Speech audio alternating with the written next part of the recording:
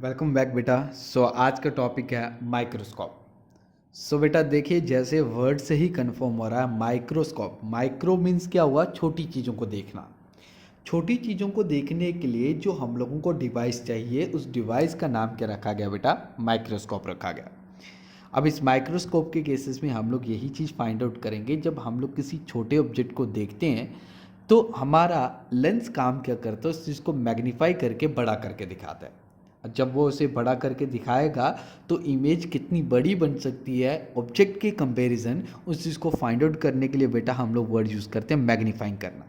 That is magnification, find out करना। तो हम लोगों को माइक्रोस्कोप के केस में मैग्नीफिकेशंस को फाइंड आउट करना है कि ऑब्जेक्ट के मुकाबले इमेज कितनी बड़ी या छोटी दिख रही है, वो फाइंड आउट कैसे किया जाए। अब उससे पॉइंट के अकॉर्डिंग देखा जाए तो माइक्रोस्कोप को बेटा आप लोगों को समझने के लिए माइक्रोस्कोप के केस में मैग्नीफिकेशन कैसे निकालते हैं, उसका जनरल फॉर्मूला है m is equal to visual angle with instrument divided by visual angle when object is placed at least distance of distant vision. अगर आप लोगों को ये थोड़ा सा पढ़ने में या सुनने में जंबल सा लग रहा है तो आप लोग इस चीज़ को सिंपल वर्डिंग में देखिए।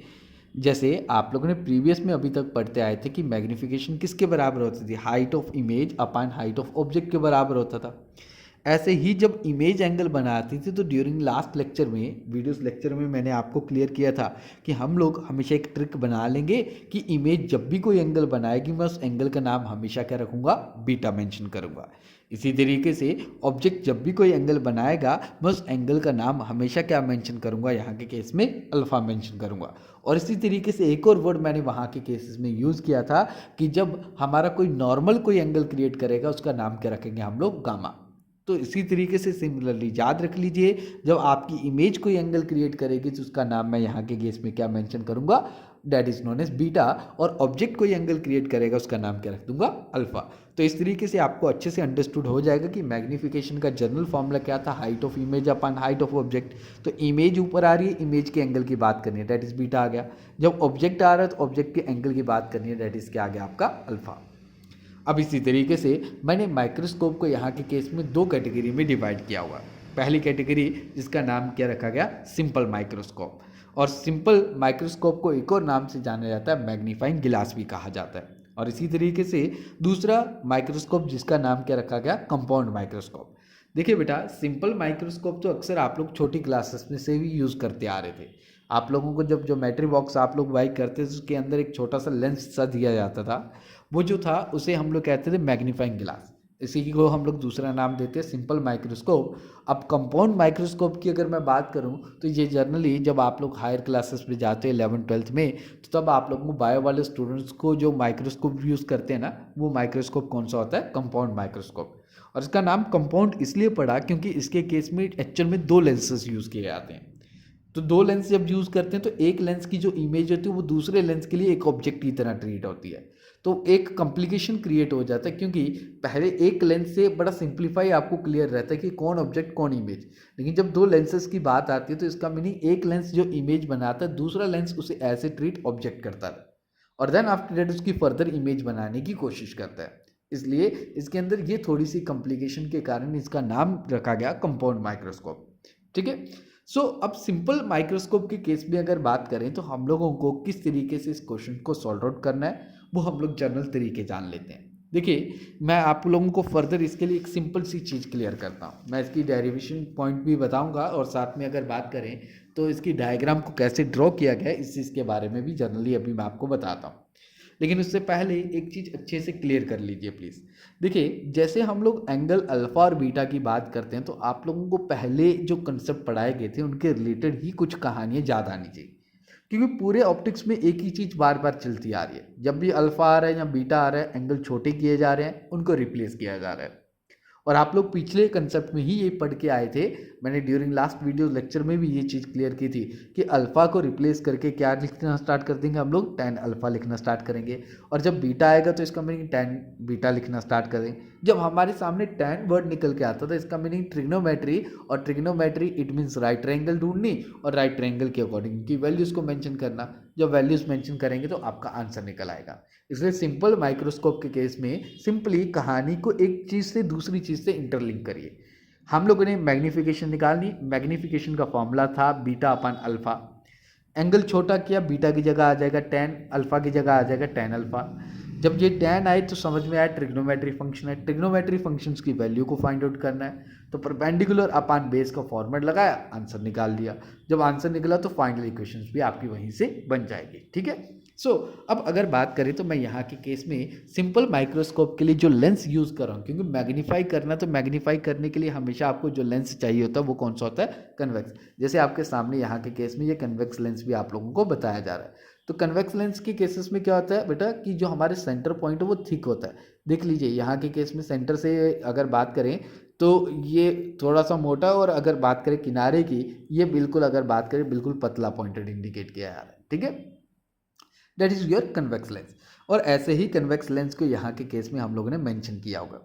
अब इस कन्वेक्स लेंस के अकॉर्डिंग अगर बात करें, ये बेटा जो डॉटल लाइन यहाँ के केस में बनाई, इसे हम लोग कहते हैं ऑप्टिकल एक्सिस। और इसी तरीके से ये ब्लू कलर की जो लाइन यहाँ के केस में बनाई, इसे हम लोग कहते हैं प्रिंसिपल एक्सिस। अब आफ्टर दैट अगर बात करें तो हम लोग यहाँ के केस में इनके रूल पॉइंट के अकॉर्डिंग इनके नाम्स मेंशन करना स्टार्ट करते हैं। तो देखिए पहला लेंस ये है, पहला सरफेस ये हुआ, तो इसका सेंटर ऑफ कर्वेचर यहाँ कहीं लाई करना चाहिए और फोकस भी होना चाहिए, इसलिए मैं इसके फोकस को नाम लिख देता हूँ एफ। देखिए हम लोग ज़्यादा कहानी नहीं लिखेंगे क्योंकि ज़्यादा कॉम्प्लिकेशन ना करें, सिंपल डायग्राम को बनाने की कोशिश करते हैं, ठीक है। और ये हमारे पास ऑप्टिकल सेंटर वो सेंटर होता था जो इस लेंस का, या सिंपल वर्डिंग में कहूँ, इस ऑप्टिकल एक्सिस और इस प्रिंसिपल एक्सिस का जो सेंटर बना होता था, ठीक है। तो इसी तरीके से ये ऑप्टिकल सेंटर आ गया। इसी पॉइंट के अकॉर्डिंग अगर बात करें तो सेकंड सरफेस का फोकस इस तरफ होगा, तो मुझे उस पॉइंट के अकॉर्डिंग मैं उस फोकस का नाम रख देता हूँ, लेट इट बी F1 रख देता हूँ, ठीक है।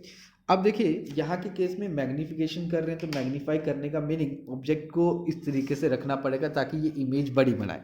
और वो कहाँ पॉसिबली बन सकती है अगर बात करें, जब हम लोग ऑब्जेक्ट को फोकस और ऑप्टिकल सेंटर के बीच में रखेंगे। तो लेट इट बी, ये यहाँ के केस में मैंने ऑब्जेक्ट को फोकस और ऑप्टिकल सेंटर के बीच में जाके रख दिया।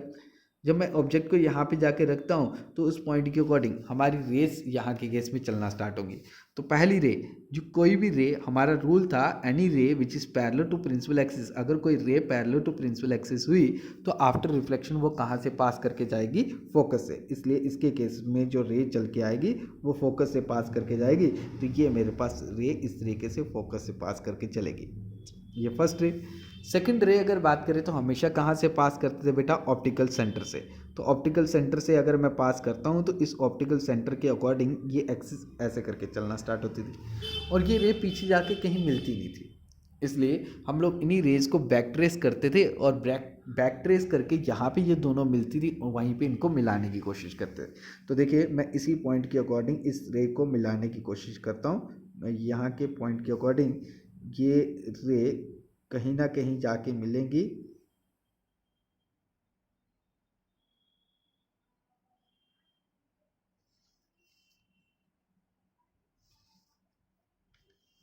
एक मिनट। इस तरीके से मैं यहाँ के केस में मान लेता हूँ कि रे यहाँ कहीं आके मिली। मैं इसे थोड़ा सा रेड कलर से इंडिकेट कर देता हूँ, सॉरी मैं ब्लैक कलर से इंडिकेट कर देता हूँ ताकि आपको थोड़ा दिखने में समझ आ जाए। देखिए एक रे तो ये आई और एक रे सीधी सीधी ये आ रही है, ये दोनों अगर बात करें कहीं ना कहीं मिलेंगी तो इसके अकॉर्डिंग वर्चुअल इमेज क्रिएट होगी। ये virtual image let it be कौन सी बनी, ये यहाँ के केस में मैंने मेंशन कर दिया, ये बन गई, ये मेरे पास वर्चुअल इमेज बन गई। तो अब देखिए ऑब्जेक्ट ये था रे, क्योंकि आप लोगों ने बार बार पढ़ा लेंस के केसेस में, जब ऑब्जेक्ट आपका फोकस और ऑप्टिकल सेंटर के बीच में होगा तो इमेज वर्चुअल बनेगी, और वर्चुअल के केसेस में ऐसा ही करते थे हम लोग, ये हमारे पास इमेज बनी। लेकिन यहाँ के केस में बेटा आपको डेरिवेशन करने के लिए कुछ चीज़ों को ध्यान रखना पड़ेगा। ध्यान इन चीज़ों का रखना पड़ेगा कि हम लोग यहाँ के केस में इमेज के ऊपर ही ऑब्जेक्ट को मर्ज करने की कोशिश करेंगे, ताकि हमने लोगों को ये चीज़ क्लियर हो कि ऑब्जेक्ट इतना था तो इमेज उसके मुकाबले कितनी बड़ी है कितनी छोटी बनी है। तो तो इसके लिए हम लोग क्या करते हैं, ठीक इसी के ऊपर एक पैरेलल लाइन ड्रॉ करना स्टार्ट कर देते हैं। ऑब्जेक्ट की जितनी ही हाइट उसे मेंशन करनी है, क्योंकि देखिए ऑब्जेक्ट इतना है तो मुझे इतनी हाइट उस चीज़ की लेनी है। इमेज के ऊपर बताना है कि ऑब्जेक्ट इतने साइज का था, तो मैं क्या करता हूँ इसके ऊपर पैरेलल लाइन ड्रॉ कर लेता हूँ। जहाँ पे जाके उसे मार्क करेगा मैं कहूँगा ऑब्जेक्ट इतना हुआ, रेस्ट ऑफ द चीज़ें अगर बात करें इमेज इतनी बड़ी बन गई इसके पॉइंट के अकॉर्डिंग, ठीक है। सो मैं यहाँ के केस में एक लाइन को पैरेलल ड्रॉ कर लेता हूँ। तो मैं ग्रीन मार्कर से इस चीज़ को इंडिकेट कर देता हूँ, ग्रीन स्केच कलर से, ताकि आपको ये चीज़ अच्छे से अंडरस्टूड हो जाए, ठीक है। तो ये मेरे पास यहाँ के केस में पॉइंटेड आ गया इमेज के लिए। अब देखिए, अब यहाँ के केस में इन चीज़ों को थोड़ा और सिंप्लीफाई करते हैं हम लोग, एंगल्स कैसे क्रिएट करने हैं। तो देखिए यहाँ के केस में एंगल्स बनाते हैं। अब देखिए ये मेरे लिए, अब अगर बात करें, एक ऑब्जेक्ट की तरह ट्रीट कर रहा है, क्योंकि इतना सा एक ऑब्जेक्ट की साइज, ये इतना ऑब्जेक्ट का साइज, इतना ही ऑब्जेक्ट का ये साइज होगा, इट मीन्स ये भी ऑब्जेक्ट के बराबर ही होगा। तो मैं यहाँ से एक काम करता हूँ कि एक नॉर्मल, यहाँ अगर बात करें सेंटर ऑफ कर्वेचर के साथ लाइन को ज्वाइन करवा देता हूँ, ये पॉइंटेड आया, ताकि एंगल्स को मैं रिप्रेजेंट कर पाऊँ। तो देखिए बड़ी सिंपल सी डायग्राम बन रही है। पहले लेंस लिया, एक ऑब्जेक्ट रखा, ऑब्जेक्ट के अकॉर्डिंग कोई रे गई parallel to principal axis, after reflection कहाँ से पास कर गई, फोकस से, ये काम खत्म हुआ। दूसरी रे हमेशा ऑप्टिकल सेंटर से पास करती है, पीछे नहीं मिल रही इसलिए पीछे मर्ज करके मिला दिया, जहाँ बनी तो वहाँ पे इमेज बना दी। फिर मैंने कहा जितना ऑब्जेक्ट है उसी साइज के बराबर इमेज के ऊपर मार्क कर लेते हैं, ताकि इमेज ऑब्जेक्ट के मुकाबले कितनी बड़ी या छोटी बनी उस चीज़ को क्लियर कर लिया जाए। तो मैंने इतना कर दिया। तो इसी पॉइंट के अकॉर्डिंग यहाँ से एक लाइन ड्रॉ करके यहाँ मार्क कर दिया, ताकि ये समझ आ जाए कि ये ऑब्जेक्ट ने एंगल क्रिएट किया होगा। और इसी तरीके से ये देखिए ये इमेज ने एंगल क्रिएट किया होगा, ऊपर वाली जो लाइन है। तो मैं यहाँ के केस में इनके एंगल्स के नाम भी मेंशन कर देता हूँ। जैसे अभी आप लोगों को पीछे मैंने बताया कि हमारे पास ऑब्जेक्ट हमेशा जो भी एंगल बनाएगा उस एंगल का नाम एक रखा जाएगा। ऑब्जेक्ट जो भी एंगल बनाएगा उसका नाम हम लोगों ने पीछे मेंशन किया था अल्फ़ा रखना है। तो इसलिए इस पॉइंट के अकॉर्डिंग इस एंगल का नाम क्या रख दिया, अल्फ़ा, क्योंकि ऑब्जेक्ट से रे आ रही है, क्योंकि ऑब्जेक्ट ये था, ऑब्जेक्ट के मुकाबले ये रखा होगा, क्योंकि जितना साइज इसका इतना साइज इसे मार्क किया होगा, ये ऑब्जेक्ट बन गया। ऑब्जेक्ट के अकॉर्डिंग ये एंगल क्या आ गया, अल्फ़ा।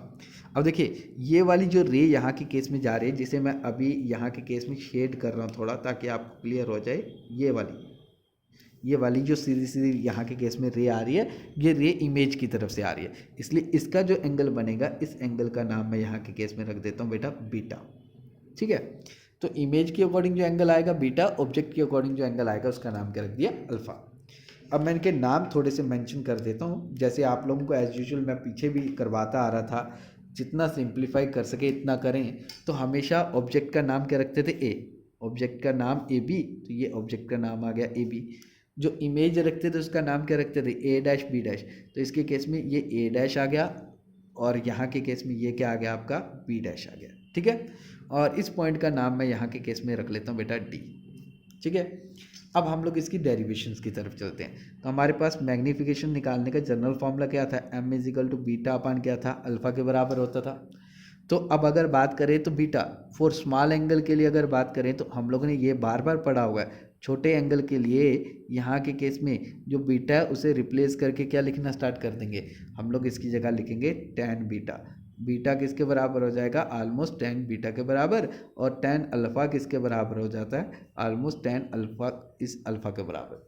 तो मैंने ये दोनों वैल्यूज़ को यहाँ पुट कर दिया, तो m इजिकल टू क्या आ गया यहाँ के केस में tan बीटा, ये आ गया tan बीटा डिवाइडेड बाय क्या आ गया, tan अल्फ़ा। तो मैंने आपको कहा था सारी कहानी एक ही फॉर्मूले से, tan बीटा और अल्फ़ा मिला तो देन आफ्टर डेट क्या किया, मुझे पता है कि स्मॉल एंगल के लिए बीटा और उससे चेंज किया जाता है। अब tan मिल गया तो tan का मीनिंग क्या होगा, हमें क्लियर हुआ कि यहाँ के केस में राइट ट्रायंगल की बात की जाएगी, क्योंकि ट्रिग्नोमेट्री फंक्शन दिखे हैं। तो बीटा के लिए कौन सी ट्रायंगल है और अल्फ़ा के लिए कौन सी ट्रायंगल है, नाम देख लेते हैं। देखो बीटा इस रे के अकॉर्डिंग बन रहा है, एक ये ब्राउन कलर की शेडिंग रे जो जा रही है, एक ये ब्लू कलर की। इस पॉइंट के अकॉर्डिंग ट्रायंगल कौन सी बन रही है, डी बी डैश सी। सो लिख देता हूँ इन ट्रायंगल कौन सी आ गई, डी बी डैश सी के बराबर। और इसी तरीके से इन ट्रायंगल अगर मुझे अल्फ़ा की वैल्यू चाहिए तो अल्फ़ा किस ट्रायंगल के अकॉर्डिंग मिलेगा, देखो ट्रायंगल कौन सी है अल्फ़ा के लिए, ये अल्फ़ा सॉरी इट्स बीटा के लिए, अभी बीटा के लिए निकाला मैंने, sorry for that, it's alpha के लिए निकाला था अभी, ये अल्फ़ा के लिए था। अब बीटा के लिए बात करते हैं। तो बीटा इमेज के अकॉर्डिंग है, ये लाइन जो यहाँ के केस में सीधी जाके इमेज से टकराई, एक ये लाइन, तो बीटा किसके किसके बीच में एंगल बन रहा है, एक ये ब्लू कलर की लाइन, एक ये वाली। तो इसलिए ब्लू कलर की लाइन यहाँ जाके एंड होती है, ये वाली यहाँ जाके एंड होती है। तो ए डैश बी डैश क्या आ गया, सी आ गया। फिर से रिपीट देख रहे हो, ये यहाँ से ये दो रेज की बात करो, ए डैश बी डैश क्या आ गया सी, तो इसलिए इसके केस में ट्रायंगल आ जाएगी ए डैश बी डैश और क्या आ गया सी आ गया। ठीक है, तो अब बताइए सबसे पहले यहाँ के केस में मुझे टेन, ये किसकी वैल्यू बता रहा है, टेन अल्फा, अल्फा किसके बराबर होता है, परपेंडिकुलर अपान बेस होता है। इसी तरीके से टेन बीटा किसके बराबर आ जाएगा बेटा, टेन बीटा आपका होता है परपेंडिकुलर अपान किसके बराबर होता है, बेस के बराबर। ठीक है ये पॉइंट। अब अगर बात करें तो इसी तरीके से इनकी वैल्यूज़ को फाइंड आउट करते हैं। अब देखो tan alpha as it is रहा, इस पॉइंट के अकॉर्डिंग परपेंडिकुलर कौन है, ट्राइंगल कौन सी थी, D B dash, D B dash C, इसमें परपेंडिकुलर हो गया डी बी डैश, ये मैं लिख देता हूँ D B dash divided by अगर बात करें बेस, बेस पॉइंटेड कौन था, बी डैश से लेके सी तक, तो इसलिए बेस आ गया बी डैश से लेके कौन आ गया सी। अब सिमिलरली अगर बात करें टेन अल्फा की वैल्यू सर टेन बीटा की वैल्यू निकालनी है, टेन बीटा किसके बराबर आएगा, ट्राइंगल कौन सी है, ए डैश बी डैश सी, इस पॉइंट के अकॉर्डिंग ये आ गया आपका परपेंडिकुलर, परपेंडिकुलर का नाम क्या है, ए डैश बी डैश और डिवाइडेड बाय बेस कौन है, बी डैश, बेस कौन है यहाँ के केस में बी डैश सी, तो इसलिए बेस के पॉइंट के अकॉर्डिंग क्या आ गया, बी डैश सी आ गया। ठीक है, अब हमारे पास ये दोनों वैल्यू मिल गई, ये दोनों वैल्यूज यहाँ पे पुट कर देते हैं, तो एम एज इट इज आया। यहाँ के केस में टेन बीटा की वैल्यू कितनी है, टेन बीटा की value A dash B dash, ये आ गया A dash B dash divided by यहाँ के केस में क्या आ जाएगा, ए बी डैश सी आ गया, ये आ गया बी डैश सी आ गया डिवाइडेड बाई यहाँ के केस में टेन अल्फा की वैल्यू कितनी आ गई, अल्फा की वैल्यू है डी वी डैश, ये लिख दिया D B dash divided by यहाँ के केस में और कौन है, बी डैश सी, ये बी डैश सी आ गया। तो ये जब शफल करूँगा तो शफल करने पे देखिए कुछ नहीं किया, सिंपली ये वैल्यूज़ को पुट किया हुआ है, ये टेन अल्फा की जगह टेन बीटा की जगह टेन बीटा की वैल्यू लिखी है ये ऊपर, तो डिवाइडेड बाई टेन अल्फा की वैल्यू यहाँ मेंशन कर दी। अगर मैं इसे सिंप्लीफाई करूँ तो क्या आ जाएगा, A dash B dash divide by क्या आ जाएगा, बी डैश सी, ये शफल करके ऊपर आ जाएगा B dash C divide by क्या आ जाएगा, डी बी डैश। ठीक है ये पॉइंट। अब इसी पॉइंट के अकॉर्डिंग अगर बात करें, ये दोनों कैंसिल हो गए और कैंसिल आउट होने के बाद m की वैल्यू कितनी आ जाएगी हमारे पास, a dash B dash divide by कितना आ गया, डी बी डैश। और बेटा हम लोगों ने स्टार्टिंग में ये चीज़ देखी थी कि डी की वैल्यू जितनी है इतनी किसकी है, ए बी की, क्योंकि पैरेलल लाइन ड्रॉ करके शो किया था मैंने, तो इसका मीनिंग मैं अब यहाँ के केस में डी बी डैश की जगह क्या लिख सकता हूँ, ए बी भी लिख सकता हूँ क्योंकि दोनों बराबर ही हैं, तो इसलिए मैं इसकी जगह ये वैल्यू पुट करता हूँ, तो m की वैल्यू कितनी आ जाएगी, m is equal to A dash B dash divide by क्या आ जाएगा, ए बी के बराबर। अब अगर थोड़ा सा ध्यान से देखा जाए, ए डैश बी डैश किस चीज़ को रिप्रेजेंट कर रहा था, इमेज को, तो ये रिप्रेजेंट कर रहा है हाइट ऑफ इमेज के बारे में, ये चीज़ आ गई। और इसी तरीके से ए बी किस चीज़ को रिप्रेजेंट कर रहा है, ए बी रिप्रेजेंट कर रहा था हाइट ऑफ ऑब्जेक्ट, मैं यहाँ के केस में लिख देता हूँ it's the height of object. Point clear हो गया।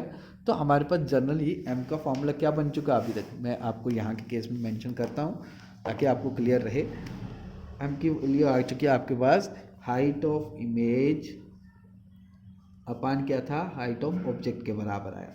तो अब ये दिखने में तो मैग्नीफिकेशन बन गई, और magnification in case of lens के केस में अगर बात करें तो हमारे पास जो जनरल फॉर्मूला था वो क्या फॉर्मूला था, ओनली वी अपान यू, तो इसके केस में फॉर्मूला आ गया वी अपान यू आ गया, एज इट इज़ लिख दिया मैंने, क्योंकि magnification in case of lens आप लोगों ने पीछे पढ़ा था, उसका फॉर्मूला था height of image upon height of object, और वो फॉर्मूला था वी अपान यू के बराबर, इसलिए मैंने इसी मैग्नीफिकेशन को किसके बराबर ले लिया, वी अपान यू के बराबर। अब देखिए मैं इसी फॉर्मूले को फर्दर किस तरीके से क्लासीफाई कर रहा हूँ, तो हमारे पास जनरली हम लोगों ने लेंस में का फॉर्मूला पढ़ा था, देयरफॉर हमें पता है कि लेंस फॉर्मूला क्या था, one upon F is equal to one upon B minus one upon U, ये लेंस फॉर्मूला आप लोगों ने पढ़ा था। अब मुझे ऊपर v चाहिए और नीचे u चाहिए, इसका मीनिंग u तो है नीचे, अगर मैं यहाँ के केस में मल्टीप्लाई बहुत सारे u कर देता हूँ तो मेरी इक्वेशन बन जाएगी। तो मैं क्या करता हूँ, मल्टीप्लाई बोथ साइड बाई किससे कर देता हूँ, बोथ साइड बाई v से कर देता हूँ, तो v से करता हूँ तो क्या आ जाएगा, v upon F is equal to किसके बराबर आ जाएगा, v upon v minus v upon कितना आ गया u, ये दोनों कैंसिल आउट हो गए तो बचा कितना, v upon F is equal to कितना आ गया, वन माइनस वी अपान कितना आ गया यू, ये माइनस का वहाँ जाके क्या हो जाएगा प्लस का, इसलिए क्या आ गया वी अपान यू, ये वन एज इट इज़, ये प्लस का वहाँ जाके क्या आ जाएगा माइनस का, माइनस वी अपान क्या आ गया एफ आ गया। इसी पॉइंट के अकॉर्डिंग ये हमारे पास वी अपान यू किसके बराबर था, एम के बराबर, इसलिए मैंने एम यहाँ के केस में मेंशन कर दिया, कितना आ गया वन माइनस वी अपान क्या आ गया एफ के बराबर। ये हमारे पास यहाँ के केस में मैग्नीफिकेशन निकल गया है। लेकिन अब यहाँ के केस में मैग्नीफिकेशन निकालनी होती है बेटा लीस्ट डिस्टेंस पे। अब लीस्ट डिस्टेंस का क्या मीनिंग होगा, जैसे आपको यहाँ के केस में एक एग्जांपल दिखाता हूँ। ये अभी ये स्केच कलर नीचे पड़ा हुआ और आप लोगों को अच्छे से विजुलाइज हो रहा है, लेकिन जैसे जैसे इसे मैं कैमरे के नज़दीक लेके जाऊँगा तो आपको यही चीज़ ब्लर दिखना स्टार्ट होगी। तो इसका मीनिंग अगर मैं इसे कुछ डिस्टेंस की दूरी पे रखता हूँ तो ये आप लोगों को क्लियरली विजुअल रहती है। तो इट मीन्स वो कम से कम दूरी जहाँ पे किसी ऑब्जेक्ट को बिल्कुल हम लोग नज़दीक रह के भी क्लियर देख पाए, तो वो लीस्ट डिस्टेंस होता है। तो लीस्ट डिस्टेंस पे हमारी ये इमेज बनी थी, तो लीस्ट डिस्टेंस पे इमेज तो बनी, तो मैं उस डिस्टेंस को जहाँ पे इमेज बनी वो कैपिटल डी रिप्रेजेंट कर देता हूँ। ये इट मीन्स लीस्ट डिस्टेंस की दूरी पे जाके बनी। लेकिन ये ऑप्टिकल सेंटर की ठीक राइट साइड आई है, सॉरी लेफ्ट साइड आई है, तो लेफ्ट साइड पॉइंट के अकॉर्डिंग हम लोगों को साइन क्या देना पड़ेगा, माइनस। फॉर मैं लिख देता हूँ for least distance, for least distant vision. तो इस पॉइंट के अकॉर्डिंग अगर बात करें लीस्ट डिस्टेंस विज़न के बेस पे अगर देखा जाए तो v किसके बराबर आया, d के बराबर, क्योंकि डिस्टेंस विज़न को हम लोग d से डिनोट कर रहे हैं और आया भी कहाँ की तरफ, लेफ्ट की तरफ, तो लेफ्ट की तरफ आया इसलिए माइनस डी लिख दिया। अब ये वैल्यू अगर मैं यहाँ के केस में पुट करता हूँ तो क्या आ जाएगा, m is equal to 1 minus V की जगह आ जाएगा माइनस डी डिवाइड बाय क्या आ जाएगा f। इस पॉइंट का मीनिंग अगर m इजिकल टू यहाँ के केस में क्या आ जाएगा, माइनस माइनस हो गया बेटा प्लस, ये प्लस डी अपन क्या आ गया f। तो हमारे पास ये जर्नल इक्वेशन बनी जो मैग्नीफिकेशन निकालती थी इन केस ऑफ अगर बात करें सिंपल माइक्रोस्कोप। आई होप कि सबको ये चीज़ क्लियर हुई होगी। देखिए जर्नल इसके केसेस में जो ट्रिक आपको याद रखनी है वो मैग्नीफिकेशन का फॉर्मूला ही याद रखो, क्योंकि जब आप मैग्नीफिकेशन का फॉर्मूला लगाओगे आपके दिमाग में ये चीज़ समझ में आएगी कि एंगल छोटा हो रहा है। अब अगर एंगल छोटा होगा तो इसका मीनिंग tan आ जाएगा, जब tan आएगा तो ट्रिग्नोमेट्रिक फंक्शंस के अकॉर्डिंग वैल्यू फाइंड आउट की, तो उसी के अकॉर्डिंग हम लोगों ने पूरी डेरिवेशंस को यहाँ के केस में कंप्लीट किया। आई होप कि सबको ये चीज़ क्लियर हुई होगी। तो आज के लिए इतना करते हैं। Okay, thank you and have a good day बेटा।